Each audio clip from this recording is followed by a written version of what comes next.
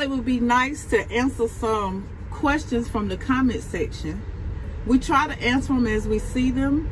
It doesn't always work out that way, but I got some off the comment section over the weekend that I thought it would be fun to answer on video. I seen one question I read this morning where the lady said, a subscriber said that she made the comment, or the person made the comment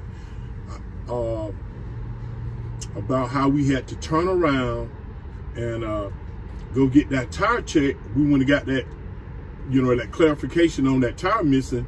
And then when we came back through, the accident already had happened. Oh, yeah, I saw that. And then the subscriber made the comment that, you know, God, you know, things work to kind of like something like things work in mysterious ways. Here it is, Todd Wilcox. Todd. He said, that's why you pray each and every trip. There was a reason they said you were one tire short and you turned around. Everything still worked out in your favor because of who you are and your reputation and how you live your life and being grateful. The reason is it could have easily been you in that accident if you would have kept going. Yeah. I thought about that right now. I was like, man, yeah. I appreciate that. What? It sure could have. It sure could have been us in that accident. There was a box truck involved in that accident. Right. So, yeah, Todd, thanks for your comment. Hey, man, appreciate that one right now, man. Everything happens for a reason. Enlightenment. Yeah. So, thank you so much. Let's see. Question number 1. Well, this is a simple question. We get asked the question all the time, but I thought I would put it here in the video. It is, how do you get your badge for Amazon? So I'll put it on the screen right here, the email. You need to email this email address with the information listed on the screen, and they'll respond back to you shortly, okay? That's how you get your badge from Amazon. Thank you, Donald Gillian, for your question. Check this one out right here. Who is this? Cassie? Cassie Red? Classy Red. Yeah. What Classy Red comment. He said, open it up so you can see the whole thing. Huh?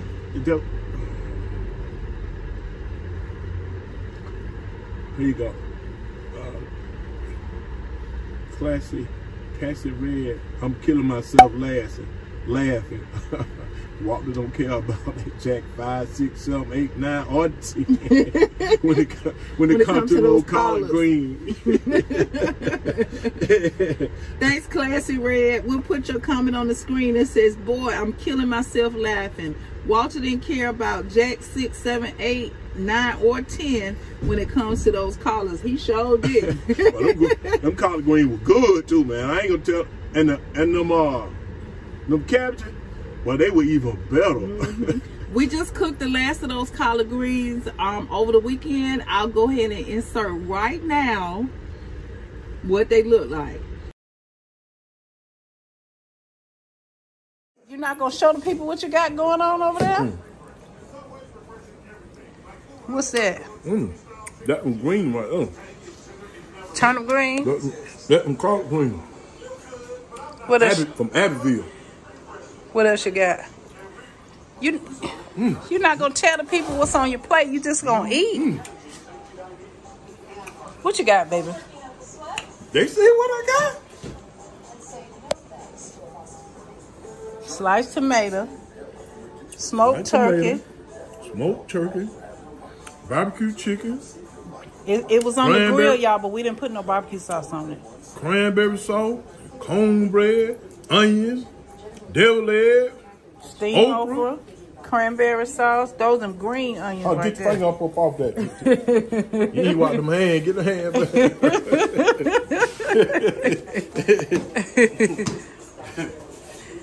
But yeah, they were good, and I think I'm about full with collard greens, so my taste bud have been quenched for the collard greens. So anyway, Classy Red said, boy, I'm killing myself. Some of these are questions, some of these are just funny comments, so bear with us. Boy, I'm killing myself laughing. Walter didn't care about Jack 6, 7, 8, 9, or 10 when it came to those collars. Darkness wasn't even going to stop y'all. Boy, when y'all said if a light come on in the house, I was really killing myself laughing. This was too funny. Boy, y'all waited them out like the little kids waiting to fight after they got off the bus. I love y'all and the videos. Thanks, Classy Red. We love you too. Okay, here's a question from Yasmin Walton. Do you need a Qualcomm or anything to track your driving hours? And the answer is no. Your ELD actually tracks your driving hours. Now, Qualcomm, not familiar with that. That sounds like something for, you ever heard of that? No, I know them DOT people gonna ask for your log. For your ELD log. Right. And that tracks your driving record. But Qualcomm, that sounds like something that is in an 18-wheeler. So I believe semis use Qualcomms, but non-CDL drivers don't need them. You don't think they need them? We ain't heard nothing about it. We haven't heard anything about them. And now it's coming back to my memory. The Qualcomm is that device that's inside of an 18-wheeler or a tractor trailer, and they use it. In it, it has GPS. It logs your on-duty status. It has your ELD information. You can do your trip planning and all of that stuff inside that box. We don't have that in our non-CDL box truck. We have our ELD that logs our driving hours. Okay. We're not professionals, so yeah, we ain't no professionals. We just give y'all what we got. Yeah, we learning this business, you guys, as we go. We sharing our experiences with you all. We've learned a lot about this business, and we've helped a lot of people to get started in this business. We don't have all the answers. Like my husband said, we are not professional, but what we learn, we share with others. So I hope that helps you. Yeah, and if it's not right, we'll come back and let you know how, from somebody who a professional who kind of put us on the right track. So Nemesio Rivera, I hope I didn't mess up your name. Awesome topic today. Can you do a video on having to pull off to the weigh station and how it works? Nemesio, we've showed the process of the weigh station a lot. If I have any video, if I capture any video on this trip, I'll be sure to insert it here for you. Okay, here we are passing the weigh station warning sign. You normally hear or see that a weigh station is coming up in about 2 miles, sometimes a little longer, but your first sign will tell you that the weigh station is coming up in a couple of miles. As you get closer, you'll start seeing the overhead. If you can see that overhead, it looks like a street light, but it has cameras on it. In this particular video, however, we're coming out of Florida, so we hit the agriculture station also. I'm posting this video because you have to stop at the agriculture station, whether you're a box truck or not. In this case, they didn't ask for our BOL, they just waved us through. But sometimes they will ask to see the BOL or what you're hauling. As soon as we pass the agriculture station, we're coming up on the weigh station. The lights overhead are actually cameras. They're looking to see if we have decals. They're looking at our tags. We're riding over a weigh scale, etc. Now, this particular weigh station, I'm sorry we couldn't capture going in. It was actually closed. But this is good footage because weigh stations will have these lighted messages. Messages will either say the weigh station is closed, the weigh station is open, all trucks enter, or truck bypass the weigh station, and you just have to follow it. If you come into the weigh station, you'll see overhead, and I'll have arrows pointing. Those are lights, okay? And the light will either be green or a green arrow or a red X. You follow the green arrow. So the truck in front of you might have had an arrow that went one way. Whichever way you're directed to go, the signs will tell you exactly what to do. And the more you come through the weigh station, you'll know there's signs at the stop sign that tell you exactly what to do. Here is an excellent picture of what the lights look like. Just follow the ones that you're directed to. If it's 3 lanes, there'll be only 2 lanes. I've seen some where it's either go straight. Oh, okay, yeah. Right. Remember? Some of them. Yeah. So when you pull it in, say for instance, this is one that might have 3 lanes. 1 lane goes straight through and you don't even have to get on the scale. 1 lane goes on to the scale. But on the left side of the weigh station office, and then 1 is to the right of the weigh station office. So there'll be 3 lighted messages at the top. You follow the ones that's the green arrow. Yeah. And it could change. The truck in front of you might have been directed to go to the right side of the weigh station. I want to go to the right. And we've seen them pulled for the inspection going to the left too, so that doesn't matter, remember? Yeah, but I'd rather have the green arrow to go down. They keep on going. Right. So you just follow your message. So he could have been directed to go this way, and you could have been directed to go that way, or vice versa. So you just have to follow the signs. I hope we're not making it confusing. This wasn't planned at all, so we don't have a script. We're just trying to share with you guys the answer to some of these questions. So I hope we're not making it confusing. But yeah, you just follow the signs and you'll be fine. You'll know exactly what to do. And once you've done it a couple times, it'll come easy. Can your husband, this is from Carmen Elliott, can your husband discuss buying tires for a box truck? Other than size, do you have to buy different tires for each position on the truck? Or can all 6 be the same tire and size? All 6 needs to be the same tire. Well, not the same tire, but the same size. It can be a Michigan or Bridgestone, but it need to be the same size. And you can look up, what's required. You got a certain type rim on your size rim on your truck. So whatever rim, they got different height tires, width, height, that fit the type of rim that is on your truck. So I try to get a taller tire because it kind of like saves on fuel.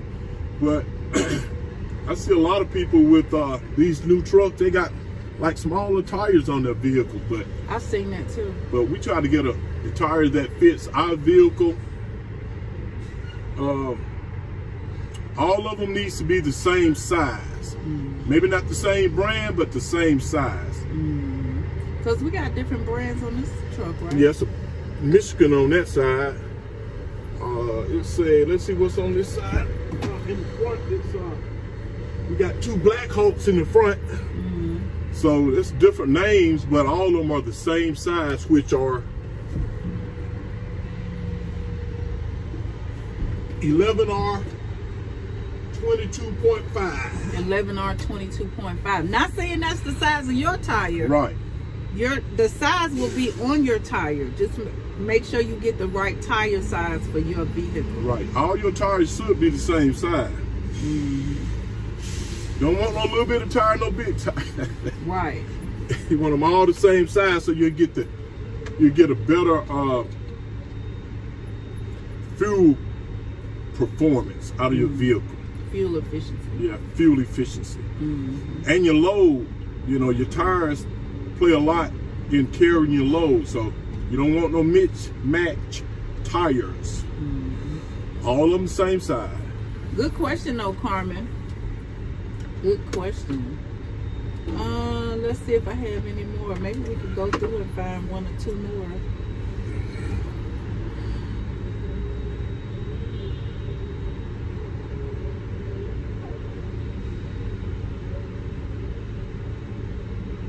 How does commercial insurance work? This is from AG3116. That's you right there. How does commercial insurance work when renting compared to owning your own? So when we rented through budget. I realized that there are some rental companies that require that you have their insurance. that wasn't our experience with budget. We could have had their insurance, but we opted out of it because you have to have commercial insurance, period. So let me explain. To get approved from the FMCSA, you have to have insurance. You don't have to have a truck, but you have to have commercial insurance. Now, I know that may sound strange and unusual, but there are some people that will get that have a VIN for a box truck that'll go ahead and get the insurance to activate their authority. So regardless of whether you have a truck or not, you have to have a commercial insurance. Now, whether you rent or own, you still have to have commercial insurance. So if you're able, if your plan is to rent a truck and you are able to opt out of the rental insurance, we personally didn't see the need for paying for two insurances, because you got to have the commercial insurance for your business. So you might as well use it for your rental truck as well. It's going to be the same insurance as if you own. The only difference is the value, okay? Rental companies put a higher value on their trucks. So for instance, when we were renting, the first rental truck that we had was valued at $75,000, and the second rental truck we had was valued at $85,000. Once we got our own truck, we valued this truck at $40,000, and our insurance went from $2,100 a month to $1,400 a month. So as you can see, there is a difference as far as how much you pay when you have a rental truck because of the value they place on the truck, but the insurance is still the same. I hope that's helped you out about insurance. We appreciate all the encouraging, positive messages that we get from you guys, super, because that's very encouraging. So yeah, it is to me anyway.